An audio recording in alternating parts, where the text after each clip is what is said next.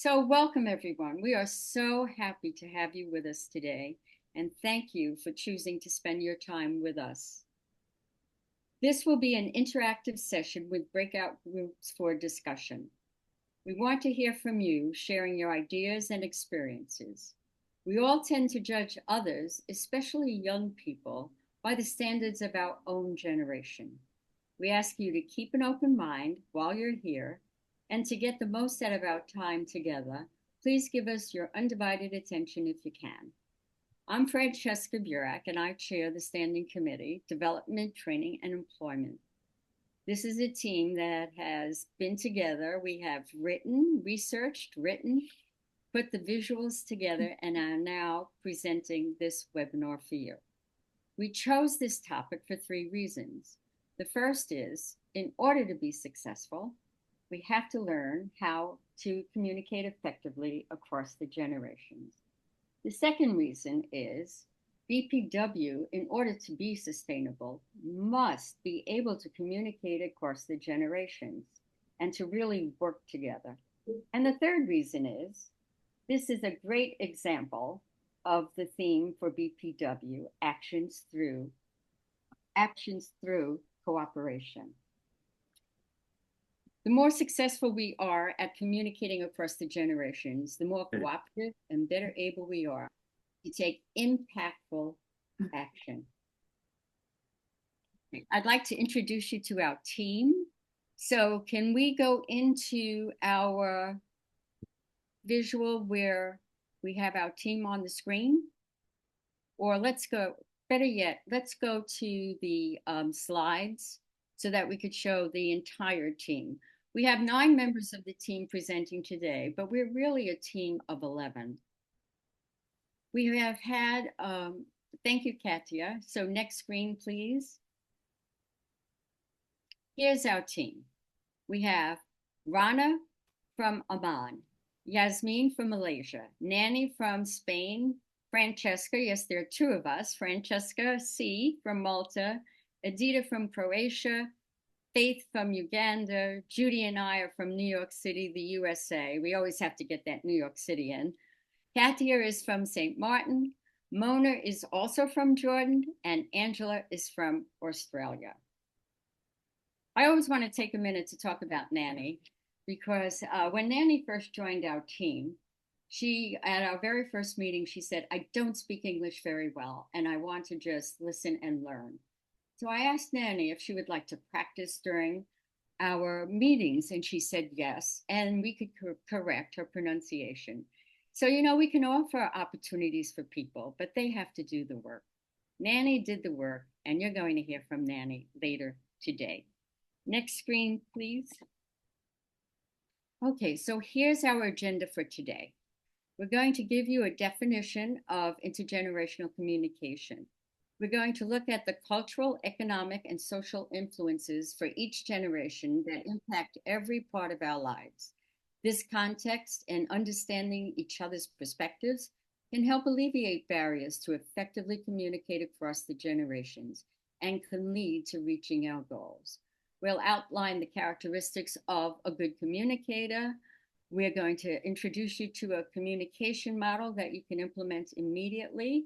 As I said, we will have pre-recorded role plays, and then we're going to break up into groups and discuss those role plays. We'll have some tips and takeaways. And of course, I want to thank people at the end, and we will have a question and answer session where you'll be able to come back on the screen and people will be able to raise their hand.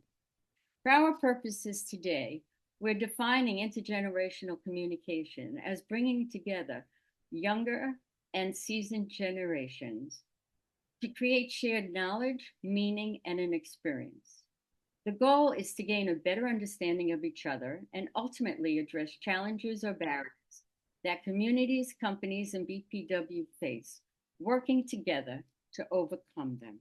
Next slide, please. Now, on the left, as you can see, this is a typewritten document. It's one of the first versions or a version of the United Nations Charter. And back then, they typed documents, and as you can see, there are comments handwritten. And in order to get those handwritten comments included, this document would have to be retyped. Very different from today. So it was a very cumbersome situation. Today, as we all know, with AI, all we have to do is ask questions.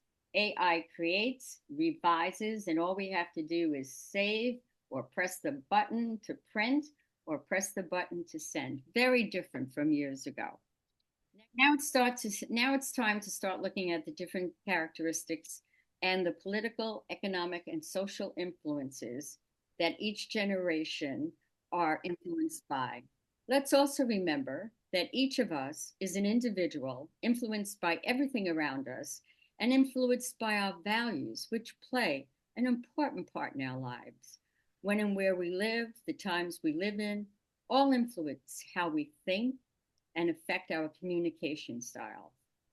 The characteristics that we are going to present are general in nature and help provide perspective, awareness, and understanding of the different communication styles. The first generation to explore is the silent generation. And now, Katia, we are ready for that slide. So the silent generation were born between 1928 and 1945. So presently they are 79 to 96 years old.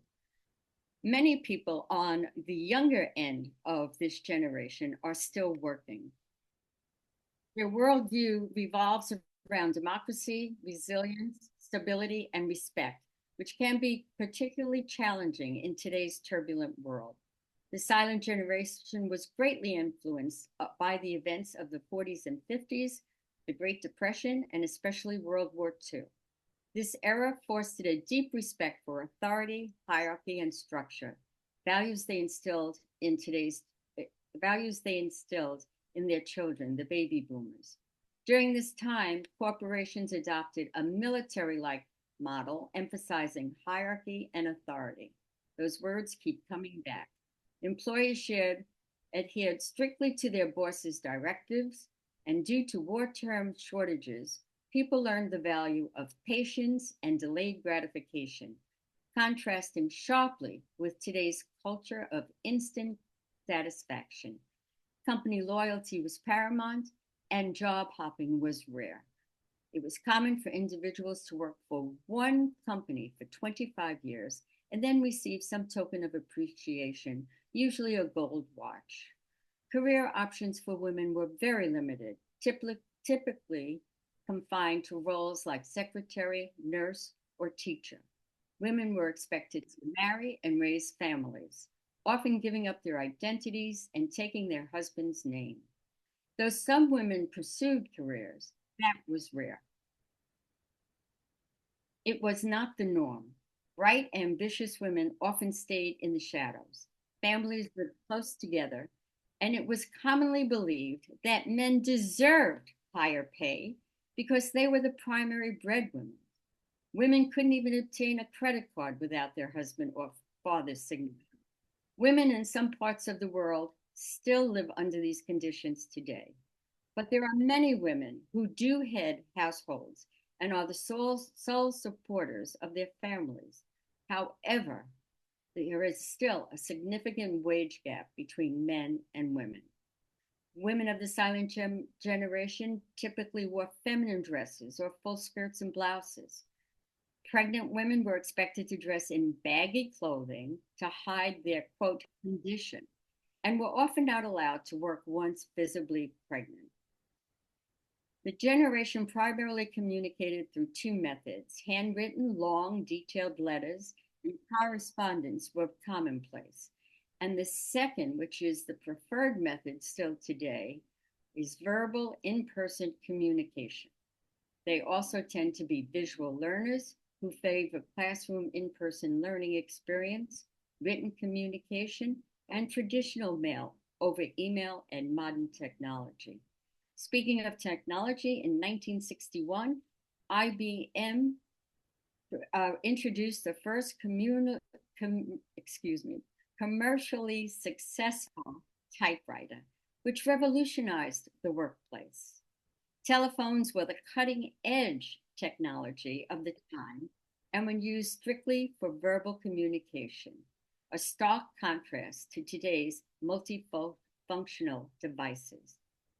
For optimal results when working with this generation, engage this generation face to face when discussing work and goals. Follow up with written communication, including email. And like many of us, they deeply appreciate praise and recognition. While many in the silent generation now use smartphones and the internet, they also find it challenging to keep up with the many rapid technological advances. These are the major influences for the silent generation that influence their communication style. Let's see the characteristics and influences of the baby boom. Judy, I turn it over to you. Next slide, please. Thank you, Katya. And thank you, Francesca. Baby boomers were born between 1946 and 1964 and are 60 to 78 years of age. And I am a proud baby boomer somewhere in the middle there of that age group. They grew up with radio and black and white TV from where they saw the very first moon landing in their living rooms. Politically, the Cuban Missile Crisis, the Civil Rights Movement, and the Vietnam War all affected baby boomers. Socially, Woodstock and Beatlemania also defined this generation. A recent Forbes Coaches Council post described this generation's learning style as auditory. They like to speak to people. They enjoy in-person or on-the-phone conversation. In other words, a good discussion. They respect hierarchy and loyalty and think everyone should do their share. They value work and do not value retirement. The dress code for baby boomer women in the workforce reflected a shift from the feminine image to a more professional one. Women wore skirt suits, tailored dresses, and pantyhose. The focus was on looking polished and professional, though still traditionally feminine. Baby boomers are less tech savvy than their younger generation. They are prone to seeing more value and effectiveness with in-person communication, but also continue to use email as their primary source of digital communication. They have a strong work ethic, and many of them continue to work well past retirement age. Baby boomers believe in paying their dues and expect younger generations to assume the same mindset in the workplace. Although they prefer to speak in person or on the phone, they are proficient with digital communication. Older generations are comfortable with email, but prefer traditional communication methods instead of the technology used by younger generations. Baby boomers aren't so much resistant to change as they are prone to seeing more value and effectiveness with in-person connections. Let's take a look at baby boomers' worldview. Coming of age during a period of economic growth, rising living standards, and social progress, many boomers tend to believe in the power of hard work to achieve success and a better future. They have a strong work ethic, dedication to their career, putting in one's time at a job, often prioritizing work over other aspects of life, and a sense of accomplishment. There is a strong sense of loyalty to employers, and work plays a central role in their identity. Raised during the Civil Rights Movement and the Vietnam War, many boomers hold progressive social views while maintaining a sense of American exceptionalism. They were also raised during the Cold War and have a strong sense of patriotism and respect for authority figures. Boomers thrive in collaborative work environments and value building strong relationships with colleagues. While some boomers embraced the social movements of the 1960s, others hold more traditional values. The generation is quite diverse in its social views. This is a large generation and views can vary. Some boomers are adapting their perspectives on work-life balance and social issues as they get older. Now let's see what characteristics and influences Gen X had growing up. Mona, I turn it over to you. Thank you so much, Judy. Next slide, please. Generation X, born between 1965 and 1980. I do fall under the Generation X. That makes them between the ages of 44 and 59 years of age. Generation X is known as a middle child generation. Why? Because they follow the baby boomers and precede the millennials. The Gen Xers grew up during a time when dual income households, divorce, and single parent families were increasingly common. Thus, Gen X developed traits like resilience, resourcefulness, and independence. These characteristics were influenced by witnessing their parents' demanding work lives, which often resulted in less family involvement. Generation X tends to value expertise and autonomy over formal titles and ranks. The values of Generation X. They grew up during a period of significant global change, witnessing both historical milestones and moments of disappointment. They saw massive advancements, such as the space discovery and the rise of personal computers, while also enduring the end of the Cold War, the fall of the Berlin Wall, and the collapse of the Soviet Union. The AIDS epidemic and the Challenger explosion further shaped their worldview, questioning the respect of authority. Generation X were the first generation to grow up with personal computers. Thus, this generation became quite tech savvy. They were the first to use email, I remember that, and cable television. They were referred to as a visual learning generation. They appreciate seeing how things are done and evolve in real time. Generation X favors clear, concise communication and value methods like email, text, and face-to-face interactions. They are adaptable and embrace digital channels for both personal and professional use. This flexibility embraces them to bridge communication very well between the ever so popular baby boomers and millennials. When it comes to social media, the social media platform is Facebook, with over 75% of this generation actively using Facebook. The style of Generation X, I can remember multiple styles. Early on, they embraced big, bold statements such as oversized jackets, large shoulder pads, big earrings, and big hair. I know many of you out there know what I'm talking about. The leopard print was very popular both in and out of the workplace. Later on, the grunge style became very popular with this generation, thanks to the city of Seattle and the influence of the rock band Nirvana, bringing on the flannel shirts and more laid-back, rebellious look. The Generation X fashion overall was about making a statement. In conclusion, Generation X is the smallest generation and is often considered the coolest, if I may, because they represent a unique blend of tradition and modernism.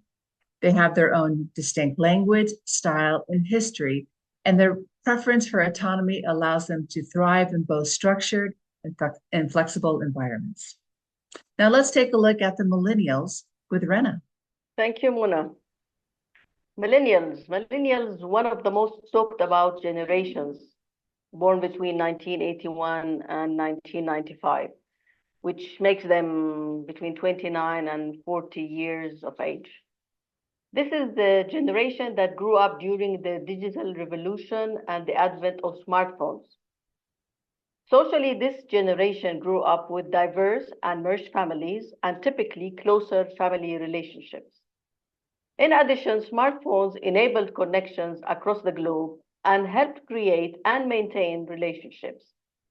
So a healthy balance between their personal and professional lives is one of their primary concerns.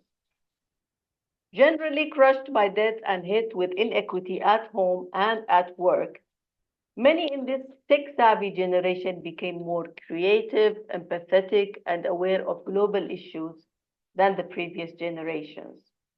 They typically value diversity, making a difference, and immediate feedback. And they tend to leave the jobs if they feel undervalued or stagnant. Chat and text messages enable this generation to give and receive information more quickly than others.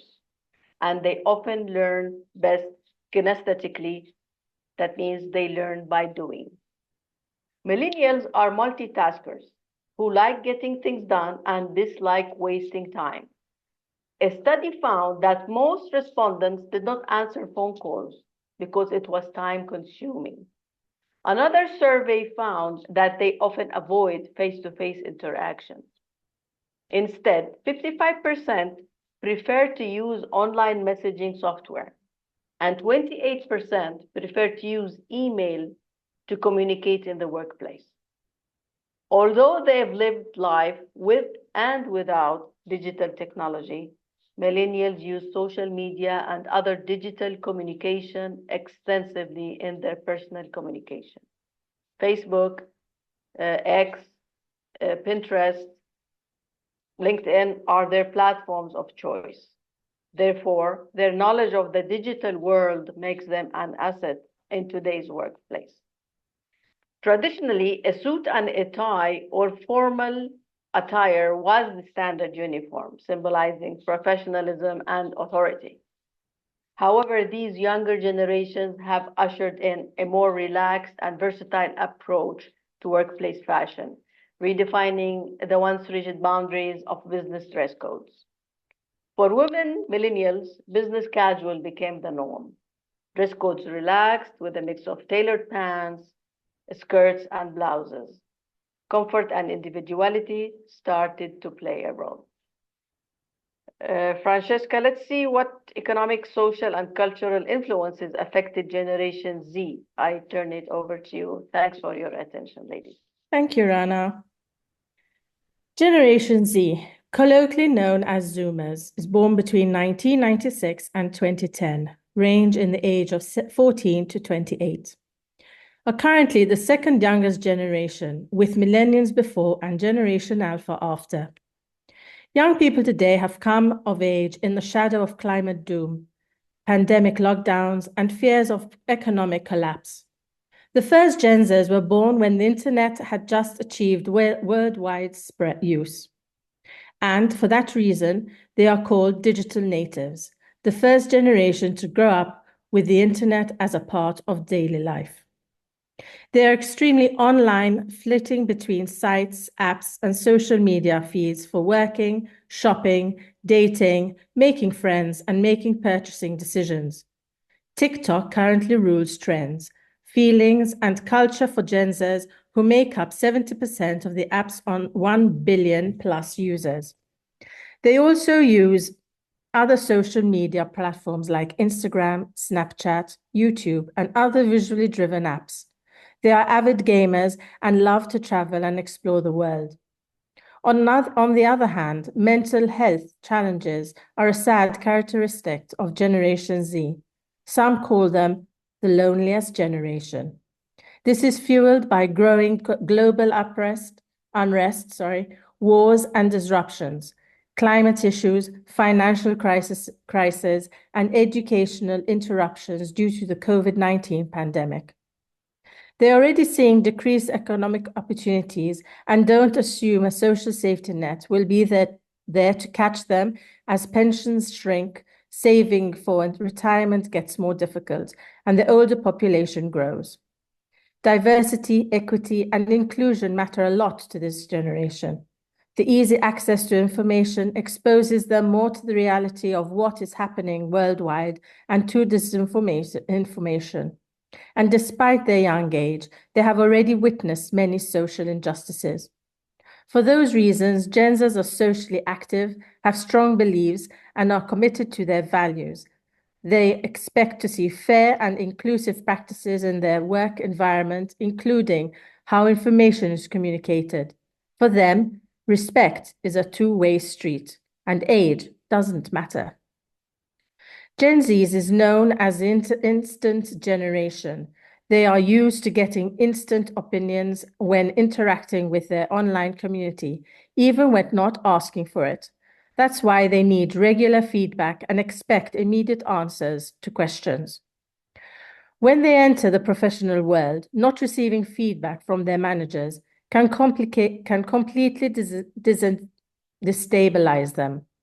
It doesn't mean you need to be on their back constantly. They value autonomy as well. But don't be surprised if they request your opinion about their job and how they can improve. As for the different digital ways of communicating, text is the preferred choice for Generation Z employees. However, remember to keep it short, concise, and straight to the point. Forget about the use of emojis. Your text will be more, don't forget about the use of emojis. Your text will be more friendly, visual, and catchy. Additionally, when addressing Gen Zs, when using the visual communication, one should focus more on images or videos. Another important point we want to highlight about Gen Z's communication style is the importance of making it personal and in some way human to catch their attention. Face-to-face interactions help you to do so, but also think about bringing their personal touch when texting them. Finally, always bear in mind that Gen Zs are a media-savvy generation that highlight value, authenticity, and transparency. At work, they expect genuine relationships with their colleagues and full transparency from their supervisors as well as the company. Team leaders must be honest and open to gain their trust. When you interact with a Gen Z, get straight to the point in a respectful and friendly manner, and you will garner their attention and respect. Generation Alpha has not entered the workplace yet, but we will begin to do so within the next 5 years. Nani, let's hear about Gen Alpha and the impact they will have on the workplace and beyond. Thank you, Francesca. Generation Alpha born between 2010 and 2024 range in age from 0 to 14. Gen Alpha is the first entirely 21st century generation growing up as digital natives immersed in technology. Their worldview is shaped by constant tech presence, social media, and global events like political upheavals and conflicts. The COVID-19 pandemic and other crises have impacted their mental health, contributing to a sense of uncertainty and anxiety. Gen Alpha will be known for their high education levels, preference for skills over degrees, and hyperconnectivity with technology. They easily adapt to new digital tools, becoming independent and managing their identities. They expect their needs to be met, favoring instant gratification and short-form content like memes and videos. They excel at multitasking, value diversity in talent and skills, and are proficient in visual and text-based communication. In the workplace, Gen Alpha will put skills and real-world experience before degrees and transform work norms, focusing on collaboration, shared learning, and innovation. They will value inclusivity and diversity, demanding more from their employers while fostering an inclusive culture. However, the digital divide presents challenges in intergenerational communication. Gen Alpha's adaptability and entrepreneurial spirit will drive change, but reliance on technology could intensify workplace burnout while increasing productivity temporarily. Francesca, I turn it over to you. Thank you, Nanny.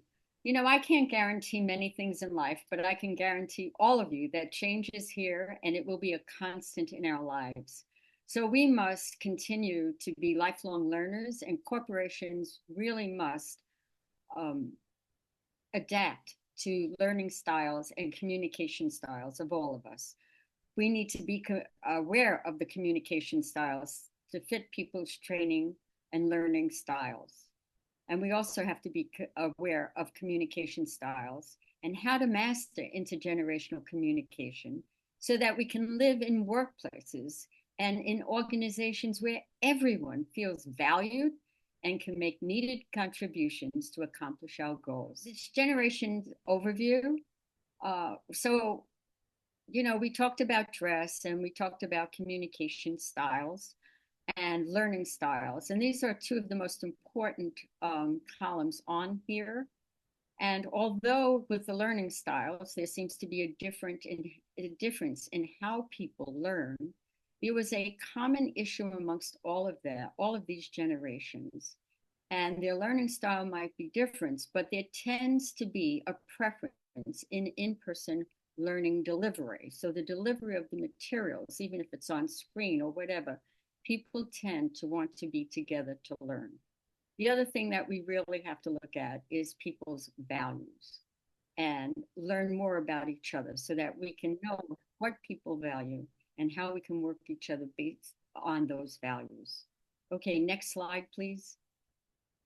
Okay, Faith, it's over to you. Thank you, Francesca. As we can see from this summary slide, there have been drastic communication technology changes throughout the generations, from the handwritten to the typewriter of the silent generation, through the various changes in computers and telephones and what they can do for us.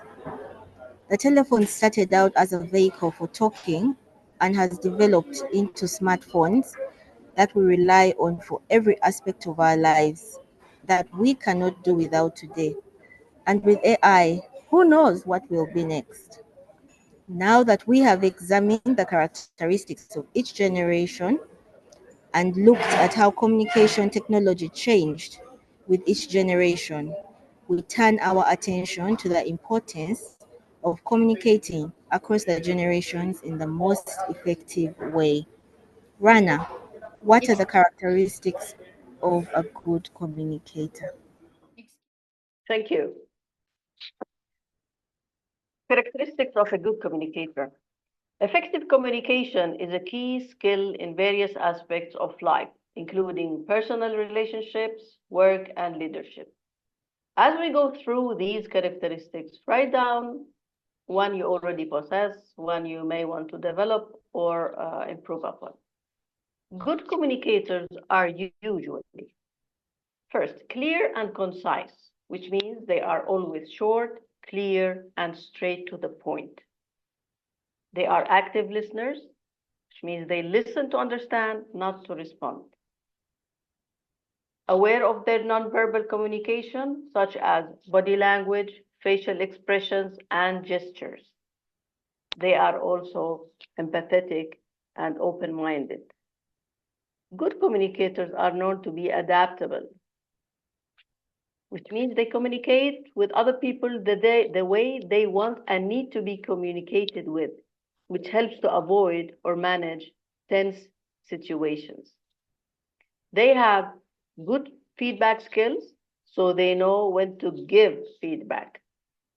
They are confident and always respectful. I hope this helps you identify the strengths you already have and pinpoint the characteristics you want to improve or develop. Thank you for your attention. I turn it back to you, Francesca. We're ready to see, we've given you a lot of information, and now how do we apply this? And the way we're going to do this is we're going to look at some role plays. We have 2 role plays that are pre-recorded. Depending on your internet connection and the platform that we're on, there may be a situation where sometimes the speed of the audio doesn't match the video. But if you listen carefully, you'll get the intent of what's going on.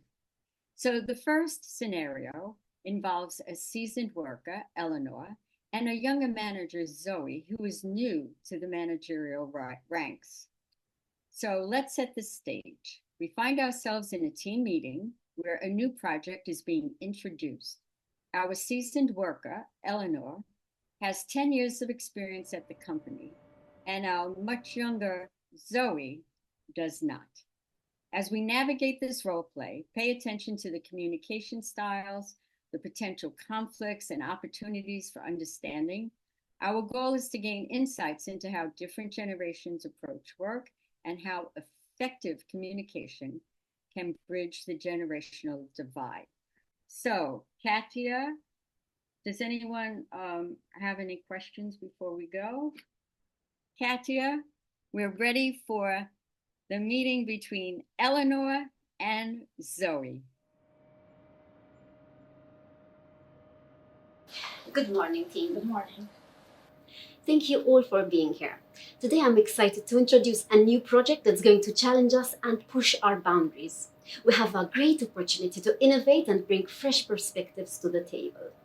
I'm counting on each one of you to contribute your ideas and make this project a success. Good morning, Zoe. I appreciate your enthusiasm for the project, but I've been working for the company for 10 years now, and we have a new manager, you, who wants to change everything without understanding how things work around here. I understand that it can be difficult when there are changes in management, but I assure you that my decisions are based on what's best for the company.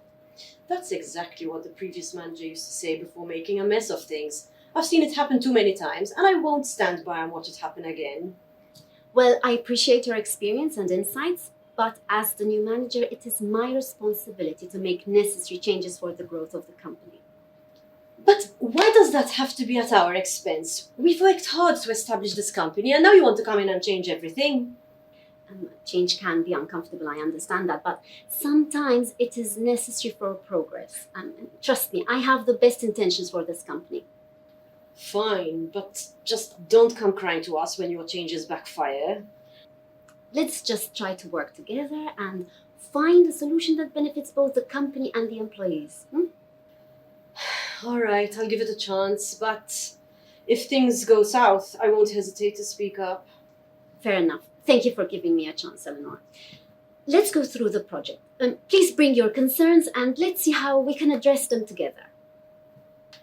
Before we dive in, could you provide a bit more context on the goals and objectives? I've seen similar projects in the past, some not very successful, and having a clearer picture will help me align my experience with the team's direction. Absolutely, Eleanor. I want us to break away from the conventional approaches we've used before. We're aiming for a more dynamic and agile strategy, adapting to market changes quickly. I believe this approach will lead us to success. Trust me, it's the way forward. I understand the need for agility, Zoe. In my experience, some strategies that have stood the test of time could still be relevant. So how about we discuss what worked well in the past rather than jump into the unknown and see how we can integrate this into the new approach? It might help us strike a balance between innovation and proven methods. That's a valid point, Eleanor. I appreciate your willingness to share your insights. Let's take a few minutes right now to brainstorm how we can merge the proven strategies from the past with our new approach. I believe we can find a solution that draws on the strengths of both perspectives. What do you think, team? Sounds good, Zoe. Let's open the floor and see how we can combine the best of both worlds. I'm eager to contribute my experience to make this project a success. Great. Let's start by identifying the key elements from past strategies that we can incorporate into the new approach. Eleanor, since you have extensive experience, could you share some specific examples that worked well in the past? Of course, Zoe. One approach that proved successful was our emphasis on building strong client relationships. It provided a stable foundation for projects, especially during uncertain times, and I believe integrating this focus on relationships with our agile strategy could enhance our overall success. That's a valuable insight, Eleanor. Building strong client relations aligns perfectly with our goal to be agile and responsive. Let's note that down. Now, team, what are your thoughts on combining this with our innovative approach? Any ideas? I think Eleanor's suggestion is great. It gives us a sense of stability while embracing innovation. Maybe we can also explore using modern communication tools to strengthen our client connection in today's digital age. I agree. And Zoe, we could incorporate some of the new marketing techniques you've been discussing to enhance our client outreach. It's all about finding a balance between the old and the new. Excellent suggestions, team. Eleanor, how do you feel about incorporating these modern tools into our client relationship strategy? I'm open to it, Zoe. As long as we maintain the personal touch and commitment to client satisfaction, integrating new tools would be beneficial. It's fantastic to see this collaboration. I believe we've found a common ground that combines the strength of our past successes with the innovations we want to bring in. Eleanor, thank you for sharing your insights. I value your experience and I'm confident that blending our approaches will lead to a successful outcome. Are you on board with this strategy? Absolutely, Zoe. I appreciate the open dialogue and the team's willingness to find a middle ground. Let's move forward with this approach. I'm excited to see how our combined efforts will shape the success of this project. We were able to hear it, and now we're about to go into our breakout rooms to talk about this particular role play. So we will have 15 minutes. There will be a clock, on the upper right. At 13 minutes, we're going to ask that you wrap things up, decide who's going to report out if it's not going to be this facilitator. We really would like you to share your personal experiences, discuss practical ways to implement the content, ask questions, and you'll receive a prompt at 15 minutes to return to this room. Please be prepared to actively participate, listen, and remember, every opinion is a valid one. Katia, we're ready for our breakout rooms, and we'll see you back after the discussion.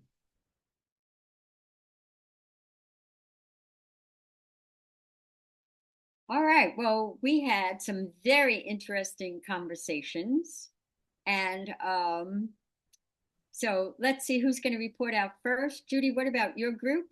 Okay, I was in room 3, and we had an interesting discussion because we not only talked about the video, but we also got into a discussion about family-owned businesses. And as we all know, those have very unique issues. And Zoe and Eleanor seemed to be in a more corporate type structure. So first of all, I think everyone agreed, and May stated this very well, that initially we all saw how Eleanor was so resistant to change, but because Zoe was a very good manager, she was a good listener, she was compassionate, she was collaborative, and once she could articulate how to incorporate Eleanor's experience with the way she wanted to move forward, I think and we all agreed that Eleanor was able to relax. Zoe was respectful of Eleanor's experience, and she showed Eleanor some assurances, how she was going to be accommodating. And so I think she was able to resolve the solution very well.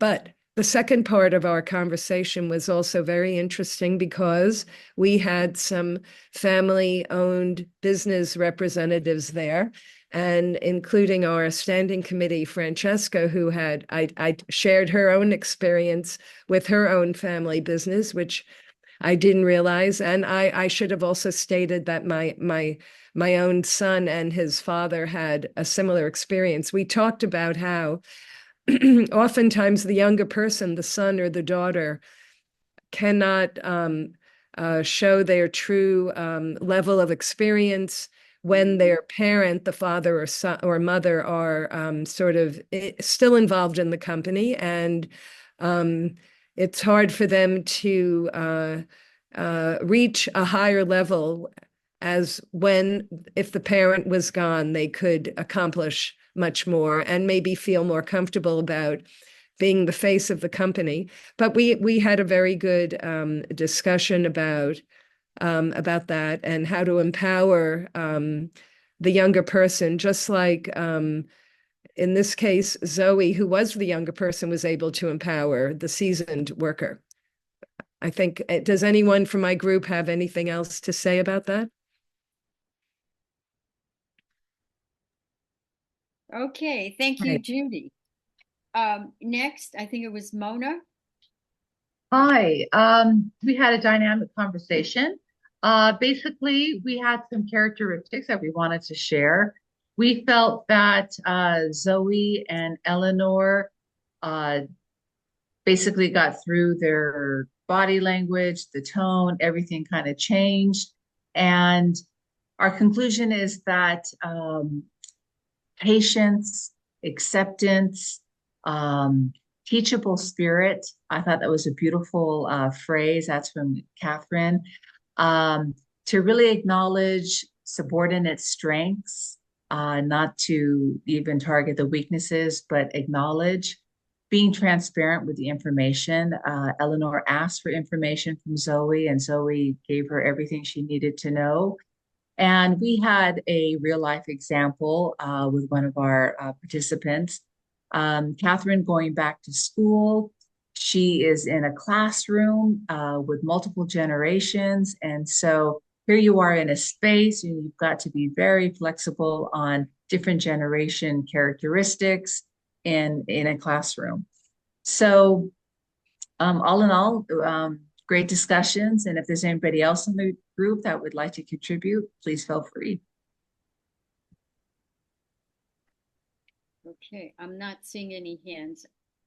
I'm not seeing any hands up, so I turn it over to Rana. Yes, thank you, Francesca. Zena, Zena is going to speak on behalf of the group, our group. Go ahead, Zena. Thank you, Anna, for giving me the opportunity. We've mentioned about how the younger manager, Zoe, was very clear, and she explained what she wanted clear to her to the employee, Eleanor, and how much we felt Eleanor, as she is more senior, and she's definitely more resistant to change and to the fact to have a younger manager who should actually be smart in order to contain her and to get more input from her experience.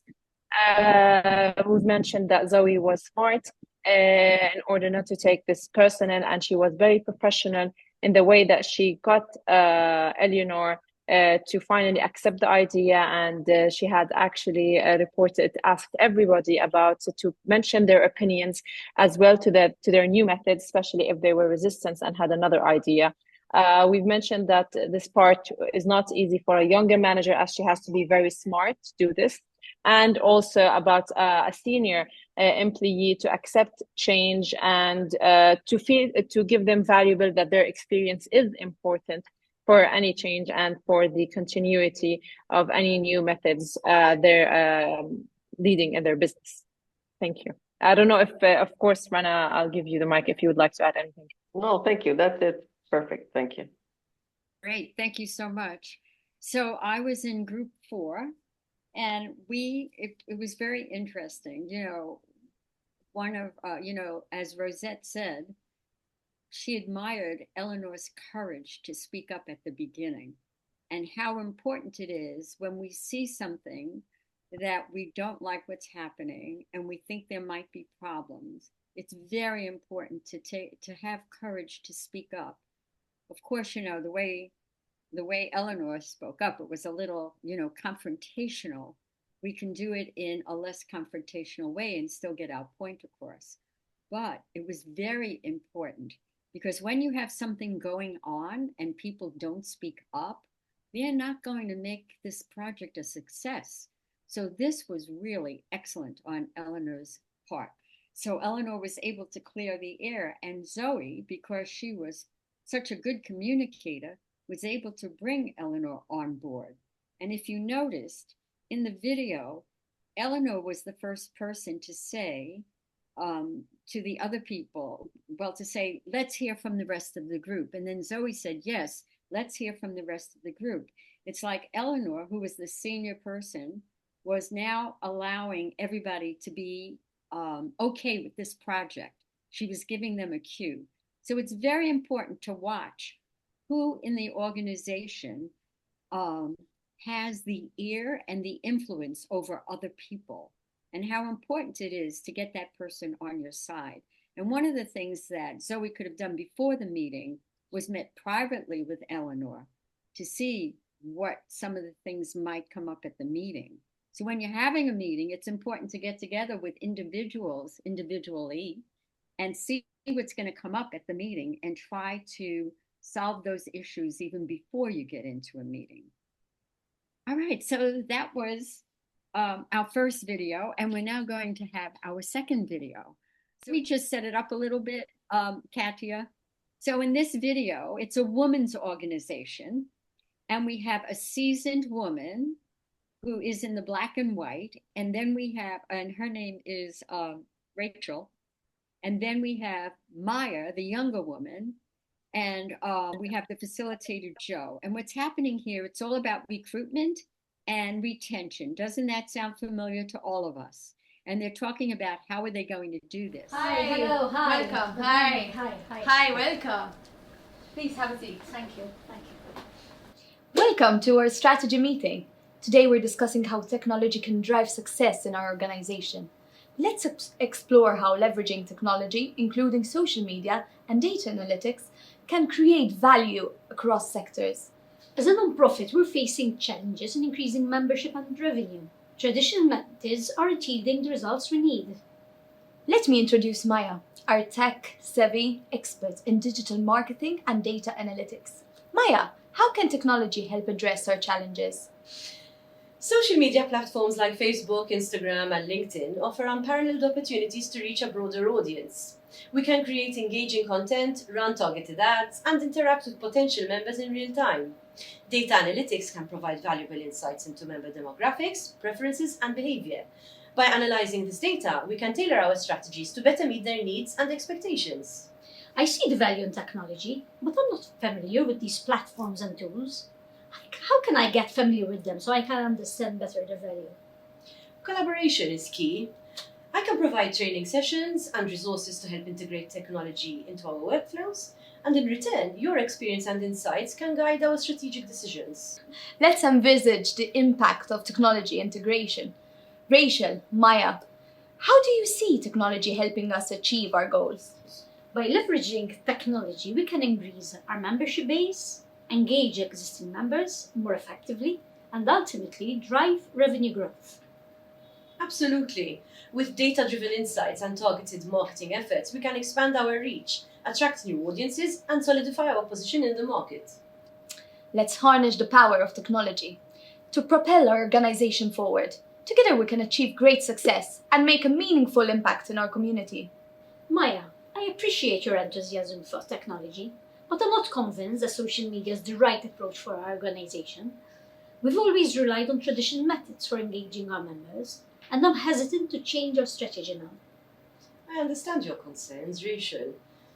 But social media is where our audience is spending their time nowadays. So by leveraging platforms like Instagram and Twitter, we can reach a younger demographic and expand our membership base.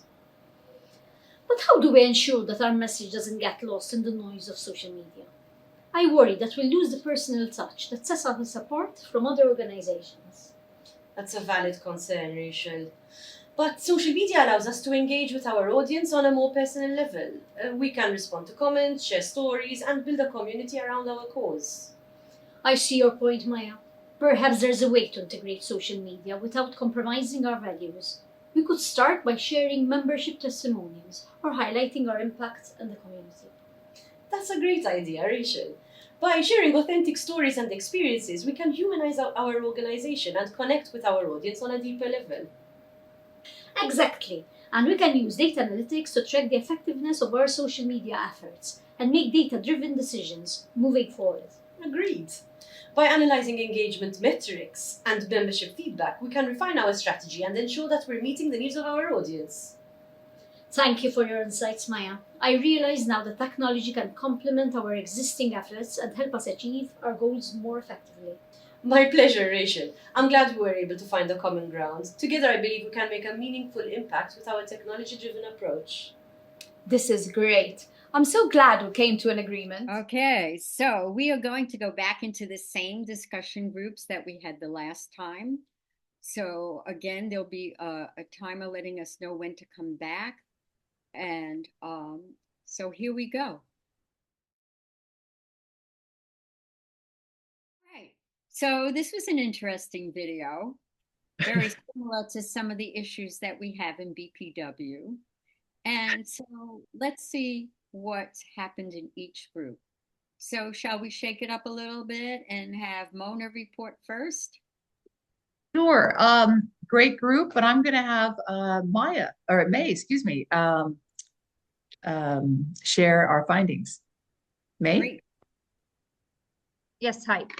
So we felt that this was indeed a two-direction dialogue. They worked collectively to find the solutions. Maya was trying to make Rachel speak about her concerns, and then drove her to basically conclude that this would help the company and address that her strength would be in making strategic decisions. I think it was a professional. The way they handled it was very professional. They weren't intimidating each other in a way or another. They were very responsive. And also we added that we could bridge the gap between the two generations by always assuring that it's okay to make mistakes, assuring people at work that it's okay to make mistakes, it's okay to make them thrive more. It's okay to, if things go south, they will have the support of the team. Well, thank you, May, very much. Okay, Judy? I think I will let Francesca, if you don't mind, report back. Would you like to do that? Especially about what Noreen had to say. Okay, I didn't take notes down, Judy. So I think you know what to say. No, basically it was a very interesting also group. We really interacted into not only obviously the role play. We did think that we felt that Rachel had, the courage to speak up, which sometimes we feel that even in the BPW organizations, people do not speak up and share their opinions. And we also, Noreen also mentioned that that in some NGOs, it's very difficult to actually change people's views on getting into the new technology and going that step, taking that step, because there would be obviously the older generation that are still holding things back. Otherwise, I think it was, a really interesting conversation. Judy, did I leave anything out?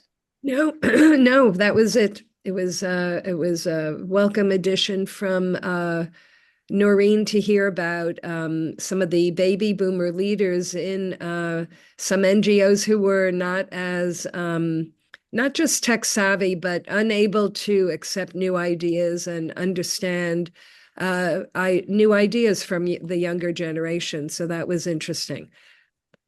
But I think Francesca summarized it well, and that's it, Francesca. Thank you. Okay, thank you very much. Rana, your group? Thank you. I'll leave it to Angela. We had a nice discussion. Go ahead, Angela. Yes, yeah, it was a great discussion. Just off the, echoing May, sharing a bit about the collective solution, working together for a collective solution.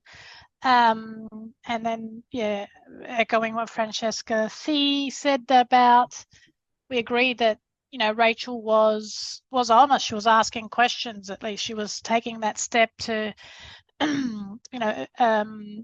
ask a question and not just presume that, to make it that assumption that they don't understand, that she was not afraid to ask that question. It was great to have that discussion in the group. Brownie shared that we agree that Maya was great at answering all questions, which has already been said. She was able to eliminate doubts, and great with how she presented herself. She didn't, have a preconceived notion or too presumptuous of what her audience were. She was engaging them and wanting to bring them along, and asking them to be a part of the solution, again, which I always said. But a shout out also, we thought at the beginning, of Jo, the facilitator. I think the word we used, that she was like the bond, to try and bridge that gap with a meeting that was being held. That's us. That's good. Thank you. Okay, I should have pressed harder there at the end to have somebody else speak like Josette, but they nominated me. I should have pushed harder. Anyway, the thing that came up for us was how really tech can really help. And it was great that Rachel was able to make herself vulnerable, by saying, I don't get this. I'm not familiar with tech. I don't understand tech. And in doing so, she got her needs met, because then Rachel offered to do training programs. So that alleviated that barrier. And also it made Rachel feel like she's not going to be left behind, because more seasoned women have difficulty with tech. They're not as agile with tech as younger people, and we all know that. So how can we bring them along? The seasoned women in BPW really, and all over, not just in BPW, really feel like they've contributed a lot for so many years. And now what's going to happen to their legacy? They're going to be left behind. Things are changing. So it's important for the younger generation to acknowledge that if they want to get this place moving, and acknowledging it by saying, look, you really worked so hard all this year. You're leaving a great legacy to us. And we want to continue your legacy by moving with the times, with the changes. And if we do that, all of your hard work will be continued. And so if we can talk to each other like that, acknowledging what the difficulties are, that's mastering this intergenerational communication. And so that was primarily a little bit different. We agreed with everything that everybody else reported. If you allow me, Francesca, there was a point that I think Brownie Epal, thanks for her. She said something that's good to say, that for young members or young managers, don't presume that other people know what you're talking about if you're talking about technology or whatever. So don't assume, they know and they are resisting because they know and they are resisting. No, sometimes they don't know, and you have to tell them and explain to them and show them the way. So I just thought to say this. It was a nice, yes. Very important point. Does anybody else have anything they want to contribute at this point? Okay, May? Yeah, likewise for the younger generation, they want to try new things, and they don't want the older generation to come say, no, I told you this wouldn't work. So it goes both ways. Yes, definitely. And the other thing about younger people is that, when we were going to do this webinar, our team got together. We invited young members of BPW to meet with us to tell us what their issues were. And that's why this second video was set up the way it was, that we have this intergenerational situation. So they said, we want to move fast. And the more senior person are dragging their feet. They want to discuss. But if you look at what we covered today, those are some of the issues that get into all of this. And the more seasoned people have to change the way they view younger people, which is they're not just about technology. They're creative. They have a lot to offer. They can do marketing. They can do all kinds of things. And they can do it faster than the more seasoned women. So it's important to really allow them to take some of the leads here. And in order for us to be sustainable, we have to have the younger generation moving into like standing committees. It's such a great place to practice your skills and to take on leadership roles. If you notice, we've all been equals here on the team in terms of what we've contributed. And it's really important. Although Angela and Yasmin didn't contribute today, they've been a part of our team for the last 3 years. And we've done other things that we'll show you later. In terms of time, we have a few more takeaways that we'd like to give you. And and I'm wondering if we could run through those a little bit faster, because these discussions, and we do want to get to Q&A, and these discussions are so valuable. So that's what I'm thinking. Or do we have a few questions we want to ask now? No, go ahead. Okay. All right. So let's go ahead. Katia, we're up to slide 20, which is the 4 phases of a communication model.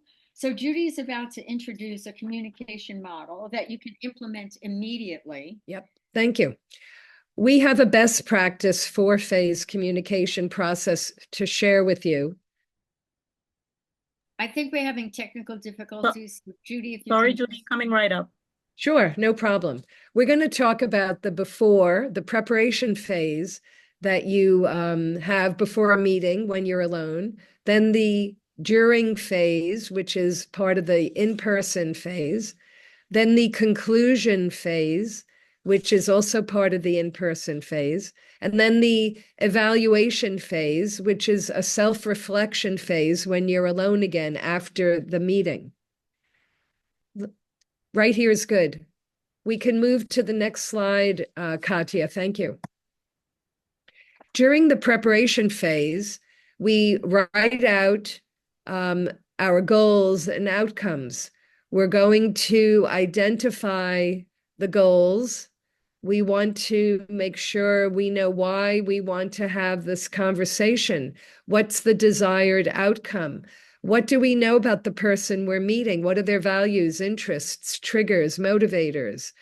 What do you know about the person that will enable you to create a bridge in the opening sentence? You want to be able to connect with the person you're meeting. Do you have a possible collective solution to propose? What other specific information do you want to cover? Next slide, please. The during phase is when the opening creates the atmosphere and sets the tone for the rest of the conversation. That's the bridge. Write down your bridge opening. Listen to the response to the bridge without thinking about what you're about to say. Listen to understand, not respond. Go through the points you want to cover, constantly checking in with the other person. Seek their opinions and thoughts. Practice active listening. Use open-ended questions and statements. Next slide, please. During this phase, you want to have open-ended statements. Be sure to say things like, tell me more about, describe to me. What was the thinking behind that? These examples will help the conversation get going, and you'll be able to gather more information. This is a two-way conversation. You want to review communication points from this training content, points to cover, check for understanding. Next slide, please. This is the conclusion or summary phase. During this part, you want to ensure that everything is clear to everyone before you leave the meeting. And you can begin by saying, is that your understanding? Let's make sure that we both understand the expectations we've covered in our agreements. You can also say, where would you like to start in terms of summarizing the points covered? Ask after each point, is that your understanding? It's important to get agreement before moving on to the next agreement. Be sure to state assignments. Who is going to do what by when? Ask, is there anything else we need to think about that hasn't been covered here? Set a follow-up date for the next meeting if there is to be one. Thank the person for this meaningful discussion. Thank them for their input, or depending on the situation, discuss performance issues with the person. Next slide, please. When you're alone, you can think about the immediate implementation of actions, but also what you committed to, and you want to ask yourself, what do I have to do after thinking about and having some self-reflection? You will also want to see what have I done differently? What did I learn about myself, my reactions? What did I learn about the other person? But you also want to think about what does the other person have to do? What are the due dates? And how can you acknowledge yourself? Next slide, please. Mona, I'm turning it over to you for some tips and takeaways. Thank you so much, Judy. Tips and takeaways. We've explored a lot about different generations and their communications. Here are some key actions each of us can take to enhance communication across the generations. Treat people with dignity and respect. Be flexible. Understand that your way isn't the only way. Keep an open mind and embrace diverse perspectives. Test for understanding. Ensure clarity in your communication. Acknowledge diverse backgrounds. Everyone has a unique experience. Value everyone's contribution. As we mentioned earlier, people want to be heard.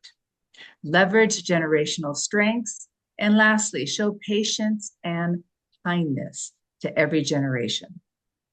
By combining these strategies above, we can embrace more effective and respectful communication across the generations. So, learnings from the generations. As listed in a recent Forbes article based on peer research, from the silent generation, we learn patience, institutional knowledge, and long-term perspective. From baby boomers, we learn dedication, perseverance, and realism. From Generation X, we learn pragmatism, independence, and healthy skepticism.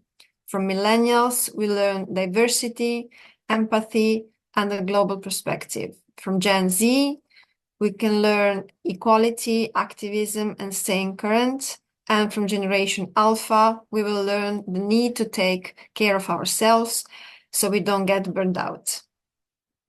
We hope you walk away focusing on these contributions rather than on negative generalizations people make about the generations that are different from our own. Before we go to our questions and answers, we want to tell you how much we appreciate you joining us today and shared your wealth of experiences and knowledge with us. We, this team of international women from different cultures, different generations, and different social, economic, and political backgrounds, are very optimistic about women's ability to come together to achieve goals. If you look at the condition of the world today and how women are losing long fought after rights, we women must work together, support each other, and mentor each other. We must focus on our common bonds. Next slide. We must focus on our common bonds. We all want to be valued for our contributions. We all want to be seen and heard. We want to be given opportunities to learn and grow. And as Mona mentioned, we want to be treated with dignity and respect. Right now, as we're sitting here, there are all these groups out in the world working to try to figure out how to take away our rights. It is so important that we come together and we learn how to work together so that we have the ability to stand up and keep our rights and gain new rights that we all deserve and must have. And we can do this by working together. So before we go, we wanted to let you know that we have created other projects and resources that are on the BPW website under /BPW International org/webinars. And there are 4, this one will be up there too, hopefully, with all of the text, who knows? But we've done 2 webinars now. We have a panel discussion that's there. And we also have the resource guide that's a project that we need your help with. This resource guide that's up on the website will be listing trainings and employment programs that each organization, each one of our federations and clubs, you can put the work that you've done and be recognized and be called upon by our sisters to help them implement work that you've already done. So this resource is really so very important, and we hope that you will take the time to look at it and possibly implement, input the work that you've done. It doesn't have to be work that you're doing now. It could be work that you've done in the past that you can help the rest of us with. Our next event is going to be on October 16th, and it's a panel discussion on inclusive hiring and working with people with disabilities. You know, this topic is not talked about enough, and it's all about inclusion. And we have 3 panelists from different parts of the world with different parts of experiences. So this should really be so very interesting. And before we go, I just want to say some thank yous before we get to Q&A. Really, I am so thankful for this standing committee team. It has been my honor and privilege to be a part of this team. And I want to thank you for all of the work you've done, not just here, but in all of the products we've done.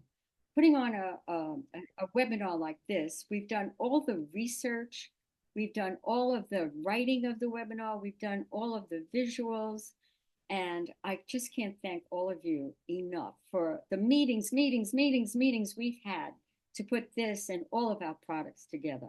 A special thanks to Adita for her technology assistance in creating this deck, and also in creating the collaborations deck, and just for your creative input, as well as Nanny, who's done some creative input. To Angela, who helped us with our tech all along the way. Yasmin had ideas also regarding content and creativity. So I just wanted to do a special thanks for them.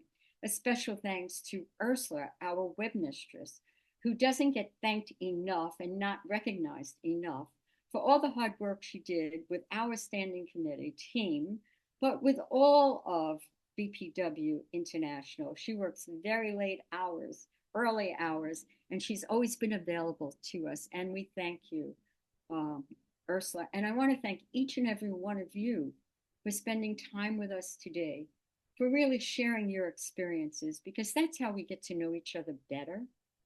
And I'm thinking that if you received an email from me, next week I will try to send you a few of our slides that might be helpful to you in terms of the communication model and some statements that you might be able to use.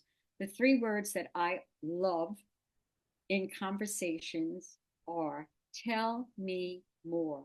When you ask people to tell you more, you get a lot of information about whatever it is you're discussing and about that person that you didn't have before, that enhances the conversation and the understanding. So if I haven't left... Francesca, excuse me, I think you also wanted to thank Katya for the tech. Oh, yes. Oh, wait a minute. Katya and Francesca. Thank you, Judy. I was about to say, Katya, thank you so much for your tech today and for your input on technology and helping each of us individually when we needed it. So thank you so much. And of course, the other Francesca from BPW Malta and BPW Valletta Malta, thank you so much for our videos that you had produced professionally and with some of the members of BPW Valletta Malta. We couldn't have done this. As you can see, everything we do is about team and people, collaboration, getting things done so that we can do things for our members. And all of this goes on, as I mentioned earlier, it goes on YouTube and it goes on other social media platforms, which Ursula also does for us. And so it's not just who is here, but other people can also view all of this. So thank you, thank you. Did I miss? So let's go to Q&A. Let's go back into the big gallery and let's see if anybody has anything special they want to ask of us. So we're going to do question and answer. Please raise your hand. You know, I have a question for all of you, the participants. So if you could give us any advice as an organization, what's one thing you'd like to see happen in terms of our communication? What's a hint? May it was May, right before, who gave us one, who said, conversations go two ways. Anything else anybody would like to share? As I stated, it's Catherine, as I stated during our breakout session, I believe having a teachable spirit is very important. Yes, to be willing to learn, understanding that we're always learning. We're always learning. Because sometimes we feel like we have so much to teach the younger ones, and they only have to teach us technology when it's not true. We have to learn, we can learn from them and they can learn from us. So always have a spirit of learning. Yes, and to enter each conversation with the thought, what can I learn from this person today? Thank you very much. That was very important. Okay, Noreen from Malaysia. Yeah, hi. I agree with Catherine. It's a two-way street, especially when you are a leader in an organization or an NGO where everybody is a volunteer. You need to have an open mind. You need to learn, especially from the younger generation, and especially technology. I'm one of them, and I'm so lazy to learn. And it's actually that you are not capable. You are capable. It's just that you're lazy. Like me, I'm talking about myself. There is no motivation to learn more if you have somebody who is there to teach you all the time. See, especially in technology. But as a leader and as a follower, you need to have an open mind. You need to learn from each other, which I actually. My internet is very unstable. I just want to congratulate everyone. It's a great session. And not only on the generation gap, I saw a few pointers because I'm doing sales. I saw a few pointers that I can use during my sales, the takeaways. So thank you very much for the session. Congratulations, everyone. It was our pleasure. Mona, I see your hand is up. Yeah, I just wanted to share the phrase that we're all lifelong learners, and we will learn from today and we'll continue learning. And as Francesca said, the BP International is a great platform to self-enrich and upskill and to keep in touch with the international benefits that we have as members with BP International. Thank you.